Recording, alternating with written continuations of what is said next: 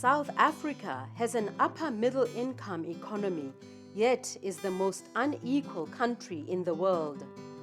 Soon after the arrival of COVID-19 in March 2020, the government placed the country in a national lockdown. Many people lost their jobs and businesses. By the end of the first month, 47% of households had run out of food. And by the end of the year, the economy had shrunk by 7%. The initial regulations prohibited all business activities except those considered essential services. The informal sector was locked down, pushing consumers to supermarkets in the formal sector, which then profited.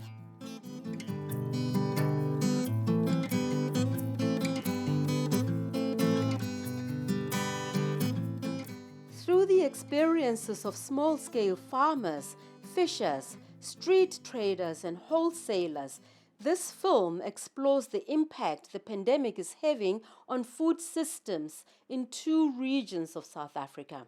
The Western Cape's west coast, known for its fresh lionfish and rock lobster, and KwaZulu-Natal, where small-scale farmers supply much of their fresh produce to informal traders and street vendors. Pietermaritzburg is a distribution hub for the region and a big market for farmers in outlying areas. Ntombizodwa Hlophe was a thriving small-scale farmer until the onset of COVID-19.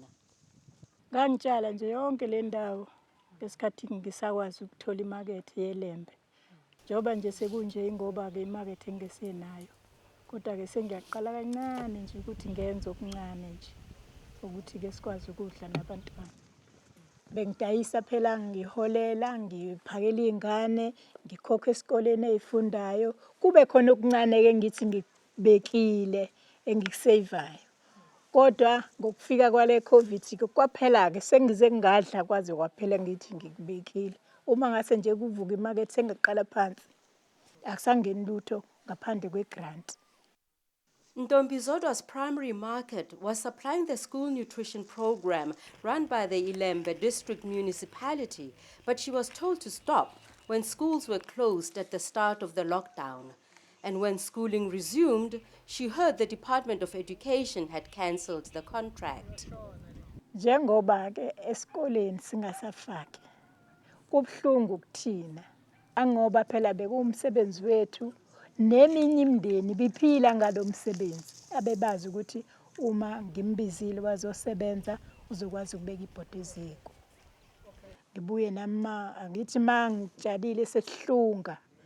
Thatha lokhu hamba nodla. Thathwe kanjalo bahambe bodla. Ngesikhathi-ke se-lockdown nginabantwana bekhaya ngithi bawu-8.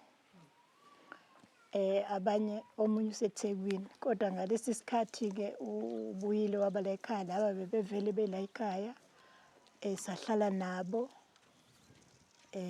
bangabikho okutheni kodwa ibhodwe-ke lanwebeka ibhodwe laba likhulu ngoba phela besikade sihlala sibancane manje mase bebuya laba abanye bangekho laba likhulu kwibhodwe leli bhodwe mali likhulu futhi ababaningi nabantu abahola le grant.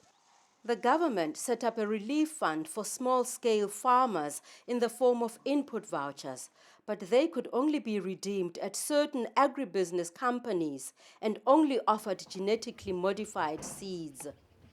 Uhulumeni usinikile yona isupport yakhe. Ubetha siyenzeni le support yakhe asinikeze yona. Usinikile impela omanyolo, imbewu, ama-chemical. Kodwa inkinga yethu sizokutshala sikushonisephi masikutshala. Ngoba kungcono uhulumeni ukwazile ukubuza thina esiphansi ukuthi uma nginika lento nizotholani ukusizakala. Manje akakwazanga uvele nje wasinika imali wayesebhala ukuthi yini nani ekufanele siyithole. Samukela lokho akwenzile kodwa still namanje imbewu ihleli ngoba ayikho imakethe. Ukutshala ngiyaqhubeka angeke ngikiyeke ukutshala ngoba noma isivalekile imakethe siyakwazi ukudla nabantwana siyaphila. Ngeke ngikiyeke ukutshala kodwa ukutshala kakhulu angeke ngisakwazi ukwenza ingakavuleki imakethe. Ngidayisa ugreen mealies. Ugreen mealies sudayisela amavan abuya Durban, Pietermaritzburg, Greytown. Amadumbe siwadayisela Pietermaritzburg labo mama abahlala ezitradini, laba badayisa ngamathini nabanye abadayisa ngawo-20 litre. Bese kube ikabishi silidayisela omalume laba abasupply ezikoleni, laba bathole i-government abasupplyayo. Bese kuba amazambane besisuke siwahambisa emkhondeni emarket. Before i-COVID bekade sitshala amasimu njengami nje eyami insimu i-2.5 hectares. Kulo 2.5 hectares bengikwazi ukuthi yonke lowo mbili engizowutshala lapho uzodayiseka kahle ngale price efunwa yimina. Baki traders stopped coming to Thandi's farm to buy produce because of travel restrictions during the hard lockdown and then later because of fear of infection. She tried selling to local people, but they did not have money to buy. Lokho engakwazanga ukukudayisa njengasezikoleni sinobudlelwane nothisha omkhulu. Othisha omkhulu baye bese besinikeza, ngithi ngike ngachaza eqaleni ukuthi kunale soup kitchen. Angithi i-soup kitchen besiyenzela lezi ngane vele ezinganalutho ezilambayo. Ngobudlelwane bethu nothisha omkhulu. Uthisha omkhulu bese esekhomba ukuthi nobani babuyele ekhaya nganalutho. Senithatha lokho okwama remains nibona ukuthi kuzoze konakala nibanikeze kona emphakathini nibaphi. With people in the community unable to afford food, Thandi's only market was those with government jobs. Lokho okwenze ukuthi ke makungena iCovid usuthathe nomqondo ukuthi hayi uma umbili ungahambiki ugreytheke ufake edifrizeni. Angithi nje usufaka edifrizeni awuzosheshwa uexpire. Uyaphuza uzobusudayisela othisha la ongithi othisha bake baba khona ezikoleni bangasho kuthiwa kubona abangabibikho noma izingane zingekho kodwa othisha baba khona. Bebese ngakwazi kuze kube kukhona labo 500 rand laba ababezengezo. Uyabona isikhathi uhulumeni sesingize lo 500 rand kwaba nomehlukwana nje wabona ukuthi hawu omama bezingane sebeyakwazi ukuthenga nabo ngoba sekunaleya mvuthuluka abakade bengayilindelanga empilweni zabo. The top-up child support grants available until October 2020 helped women farmers by providing them with an income, and the injection of this additional cash into communities meant they could sell to neighbors. Although many farmers found they had more mouths to feed when family returned from cities because of reduced work opportunities and the stopping of classes at education facilities. Ngabashintshisa nendlela yokuthi asizopheka into esendini zonke izinsuku asike sidle neveji nje sike singakudlo okusefrijini. Lokho kwenza ukuthi ke ukuthi ukwanda izinsuku singayi esitolo.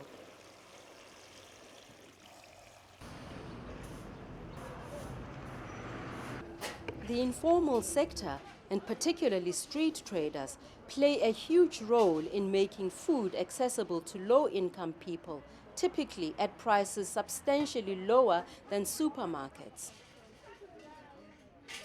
Iqalile iCovid ngo-2020 ngo-April. Kwadingakala ukuthi-ke sidayise ngemali encane ngoba phela kwethe uhulumeni ozotholakala emgaqweni uzoboshwa nokuboshwa. Ngadayisa-ke iy'mpahla zami ngathi sengizenza zibe ningi ngeprice kodwa elinganayo. Ngahamba naleyo mali le encane ngafika nayo endlini. Sahlala-ke ngoba akekho umuntu wayephumela eminyango. Kwakufuneka umuntu one-permit. Bengiphila ngemali yegranti wasifakela kuhulumeni-ke lo mali-ke le encane wafaka u-500. Kwaba yinyanga eziwu. Wafaka ngo-April waze wayithatha ngo-September. Ngangiphila ngale mali. Ayikho enye into engangiphila ngayo eceleni. Asange siwathola ama-food parcel. Sasiphila nje ngale mali.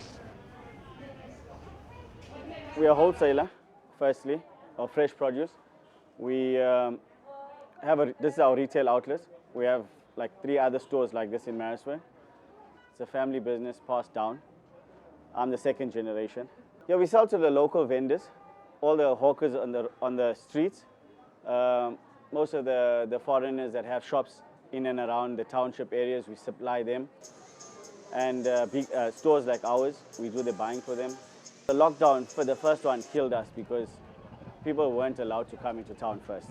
When hawkers were allowed to come back and trade, it was largely young people running the stalls. The older people had to look after the kids because the schools were closed. And I mean, you already financially stuffed because of COVID. You can't pay aftercare, you can't pay daycare. So the older people were staying at home and they were safer at home as well. We took like a 50% knock in business itself, like with regards to turnover.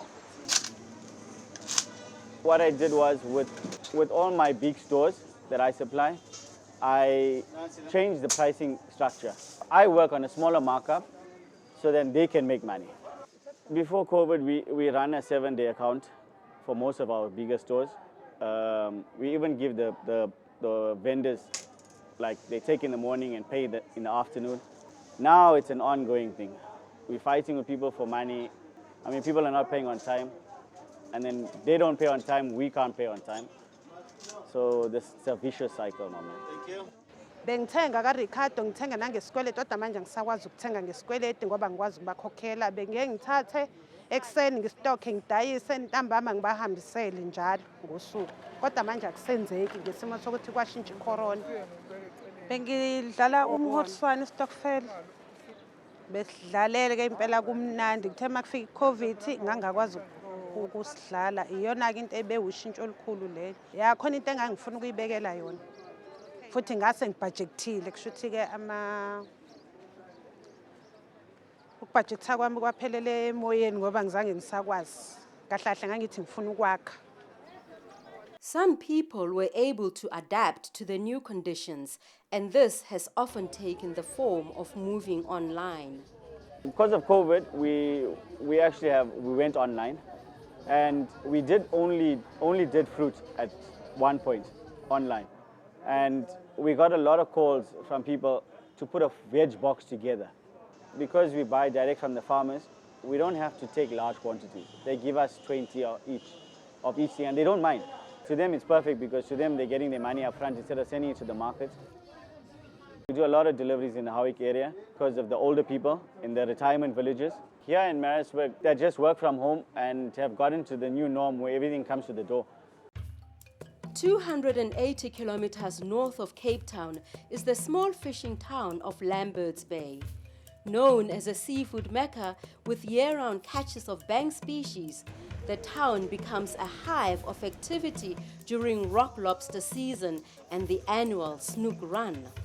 But with catches being sold to big companies and inland buyers, there is no benefit for the local fishers beyond a meager income. Die vissers gaan in die oggende uit tussen 5 en 6 om te gaan snoek vang. Hulle kom terug in die middag tussen 2 en 3 kom hulle terug van die see af. In my omgewing is die eienaars gewoonlik die skippers. Maar die bote wat van buite afkom is meer wit eienaars, die speedboats soos ons sê wat net kom as dit snoekran is. Hulle word deur die kapitalistige besit. Die eienaar sit by die huis van die boot. Hy stuur 'n skipper en 'n crew uit en hy kry die helfte van die vangs vir die dag. Travel and work restrictions implemented at the start of lockdown in March 2020 had a devastating effect on the lives of fishers. 'n Groot deel van die gemeenskap kon nie inkomste verdien in die tyd van lockdown nie. In die eerste plek kon vissers nie see toe gaan nie. Once they were declared essential workers, fishers could apply for permits to travel during curfew hours and go to sea, but with strict social distancing rules. 'n Boot wat survey is vir 6 mense. Kan nie nou meer met 6 mense see toe gaan nie. Ek kan nou net 3 mense saamvat as gevolg van social distance en die ander 3 mense se gesinne ly honger. Daar's baie mense wat nie kon loop werk het nie. As gevolg of hulle moes oplê, sal ek sê, die fabrieke. Maar ons as vissermanne kon in elk geval see toe gegaan het. Maar daar was nog nooit markte soos wat dit nou aangaan nie. Die mense kon nie van buitekant af kom want jy mag net 'n sekere sê is van 'n sekere distansie af wat jy tot 'n sekere distansie ry. Die regering se reaksie op die pandemie en die pandemie self het ons gemeenskap laat swaar kry en honger ly. Hulle kon meer sopkombuise geondersteun het en sopkombuise opgerig het in ons gemeenskappe. Kyk, ons is 'n gemeenskap waar as ek vanaand iets het om vir my kinders voor te berei nie, dan sal my buurvrou 'n bietjie rys gee. My niggie sal 'n bietjie aardappels gee en so aan en ek het vanaand 'n potjie. Maar nou in die lockdown mag jy nie beweeg het nie. So niemand weet van jou behoefte wat jy het in jou huisie. Jy moet maar alleen daar sit met jou behoefte. Toe die skole toemaak as gevolg van die pandemie, het die voedingsskema by die skool ook toegemaak. Wat beteken die kinders kry nie daai voeding waaraan hulle gewoond is nie. Ons het kospakkies gekry van ons plaaslike munisipaliteit, maar dit was net 'n once-off en nie weer nie. Rosie was born in Lamberts Bay and has worked in the fishing industry for most of her life. At one stage, she worked on the boats as a fisherwoman, but now she is the leader of a fish cleaning team. Wat gebeur as die bote kom van die see af? Daar kom kopers uit die binneland uit en hulle kom bie op 'n vis. Die ou wat die hoogste bie insit, kry die vis om te koop. Die ou het gewoonlik 'n sekere span daar op die hawe wat sy vis vir hom skoonmaak en hulle vat hulle vis in die binneland en gaan verkoop dit in verskillende gemeenskappe. With large companies dominating the market, COVID-related export bans favored industrial fishers with cold storage capacity at the expense of small-scale fishers. And the loss of a tourism market reduced the restaurant demand, resulting in an oversupply during the snook run, which saw fish being sold to big fishing industries to store in their freezers, but at very low prices. Die regering moet vir ons meer help met infrastruktuur, soos byvoorbeeld vriesegeriewe. Vir as die prys val tot op R40 en R50, ons kan ons snoek gaan vries en as die vis weg is, dan kry die vis wat in die vriesers lê, kry dan 'n prys. Owning the infrastructure to be able to control when and how their fish is sold is more important than ever to fishers like Rosie, because women's role in fisheries is declining as restaurant demands for fresh fish and bulk buying by big companies means fish are sold whole and processed elsewhere. And with all the fish leaving communities, even the ancient practices of smoking, salting and drying are disappearing. While the old tradition of making bokkoms is still happening in Velddrift, there has been little change in who owns and runs the businesses producing them. Ek het die 6 vroumense van die visklas en die bokkoms opruig en dan het ek die 2 permanente werkers, die 2 mans wat elke dag hier is. Soos die vis inkom, dan kom die vroumense in om dit te sorteer. Die kleintjie is die bokkom en die groter is 'n hader. En dan die mans, hulle sou die vis en hulle hang hulle dit buitekant. Daar's baie keer wanneer ons 2 keer 'n week werk, 1 keer 'n week werk, dit hang af van hoe die vis inkom. Ons kry 40 sent 'n bossie. As ons pakkies maak, dan kry ons R22 'n uur. The strict lockdown regulations at the start of the pandemic were also disastrous for businesses in Bokkomslaan. In die begin baie moeilik, want ons was vir 3 weke toe en Toe kon die mense mos nou nie in die dorp inkom om die vis te koop nie, so ons het maar swaar gekry. My 2 permanente werkers, hulle is geregistreer vir UIF, maar die ander vroumense, hulle is maar dagwerkers. So ek betaal nie UIF vir hulle nie. So daar was geen inkomste vir hulle gewees nie. Ons vrouens het wel sleg gevoel. Ons is die mense wat die werk hier kom doen by dagdrukvissery. En daar al was dit 'n klein ietsie, sal ons tevrede gewees het, maar daar was niks gewees nie. It took the company 2 to 3 months to recover once work resumed because travel restrictions continued and trade was slow. Dit het omtrent die helfte van my verkoop, so 50%, het dit geslaag, want die vis het nie uitgegaan nie. Die pryse het dieselfde gebly. Ons kon dit nie goedkoper maak nie, want ons gee vir die ou wat die vis vang nog dieselfde prys. Ek het 4 kleinkinders en hulle pa werk op die gebou, hulle ma werk by Blue Ocean en hulle het nie gewerk nie. So dit was 'n sware tyd vir hulle gewees. En dan kom hulle en hulle kom sê, ouma, oupa, ek is honger.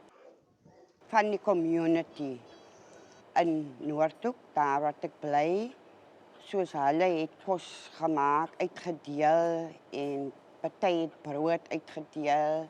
Ek het maar 1 pakkie gekry vir daai hele tyd. Want as daar gesê gewees het, daar word pakkies uitgedeel, het almal gehardloop, want almal het dit nodig gehad. The struggles of small-scale farmers, fishers and traders show resilience and adaptation, but in the face of growing corporate control of the food system by agribusinesses and supermarkets. The lesson from the pandemic and its effects is that crises and shocks reinforce inequalities to the detriment of low-income women in particular, and that crises can and must be better managed. Policy intervention is needed to curb this concentration of power and control, and to enable the informal system to flourish for the benefit of low-income food producers, traders, and consumers. South Africa has all the resources to build a just food system that can create livelihoods and provide sufficient nutritious food for everyone and withstand other shocks, including climate change. What is needed is a profound political shift that recognizes and supports the informal food system.